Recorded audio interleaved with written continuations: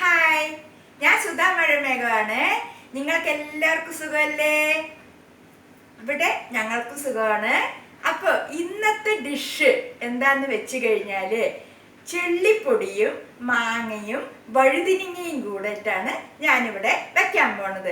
പഴയ കാലത്തൊക്കെ ഇത് ഭയങ്കര ടേസ്റ്റിൽ വെക്കും, മാങ്ങയൊക്കെ ഇട്ടിട്ട്. അപ്പൊ നമ്മൾക്കിന്ന് അത് ചെയ്യാം.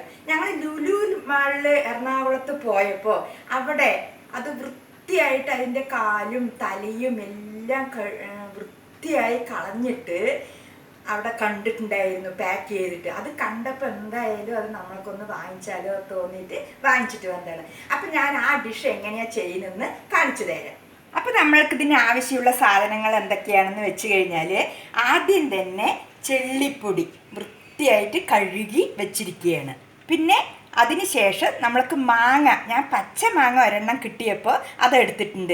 നമ്മൾക്ക് മാങ്ങ ഇല്ലാതെയും ഈ കറി വയ്ക്കാം. പുളി ഒഴിച്ചിട്ട് നമ്മൾക്ക് ഈ എല്ലാ സംഭവങ്ങളും ചേർത്തിട്ട് ആ കറിയും വയ്ക്കാം. മാങ്ങ കിട്ടിയത് കൊണ്ട് ഒരു മാങ്ങ എടുത്തിട്ടുണ്ട്. പിന്നെ തക്കാളി, വഴുതിനിങ്ങ, പിന്നെ പച്ചമുളക് ഒന്ന് ചെറുതായിട്ട് കീറിയതാണ് എടുത്തിരിക്കുന്നത്. പിന്നെ ചെറിയ ഉള്ളി, ഇതിന് മെയിൻ ചെറിയ ഉള്ളി കുറച്ച് ആവശ്യമാണ് ഈ മീൻ കറിക്ക്. പിന്നെ നമ്മൾ നാളികേരവും ജീരകവും കൂടി അരച്ചതാണ്. അപ്പം നമ്മൾക്ക് ആദ്യമായിട്ട് ഇതൊന്ന് താളിച്ചിട്ട് വേവിക്കാൻ വെക്കാം. അത് ഞാൻ കാണിച്ചു തരാം.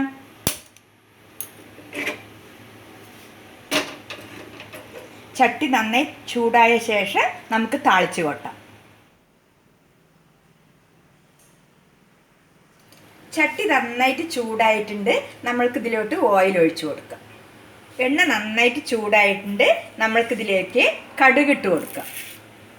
അതിനുശേഷം ആവശ്യമുള്ള വെന്തയും ഇട്ട് കൊടുക്കാം.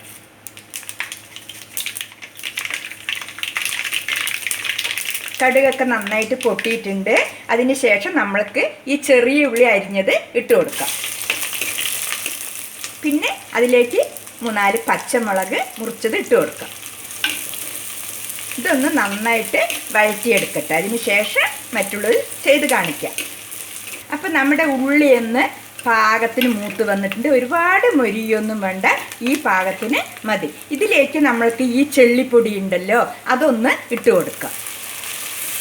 ഒന്ന് ചെറു തീയിലൊന്ന് വാട്ടിയെടുത്ത ശേഷം മറ്റുള്ള കാര്യങ്ങൾ ചെയ്യാം.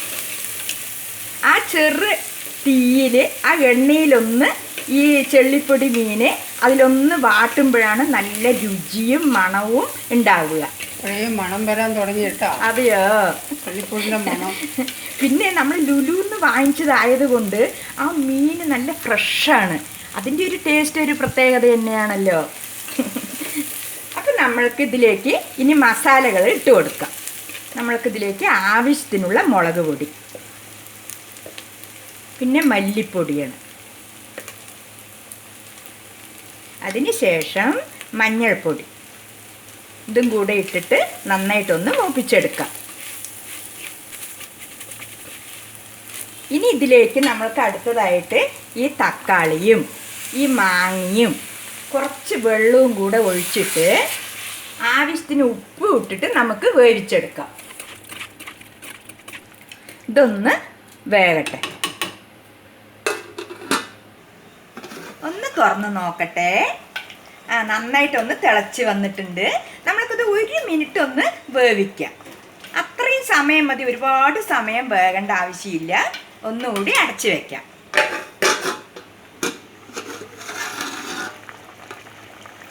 അപ്പം നമ്മുടെ ഈ ചെള്ളിപ്പൊടിയും മാങ്ങയും തക്കാളിയും എല്ലാം പാകത്തിന് വെന്തിട്ടുണ്ട്. ഇതാ കണ്ടില്ലേ. അപ്പം നമ്മൾക്കിതിലേക്ക് ഇനി വഴുതിനിങ്ങി ഇട്ട് കൊടുക്കാം. തേങ്ങയും ജീരകവും കൂടെ അരച്ചത് കൂടെ ഇട്ട് കൊടുക്കാം.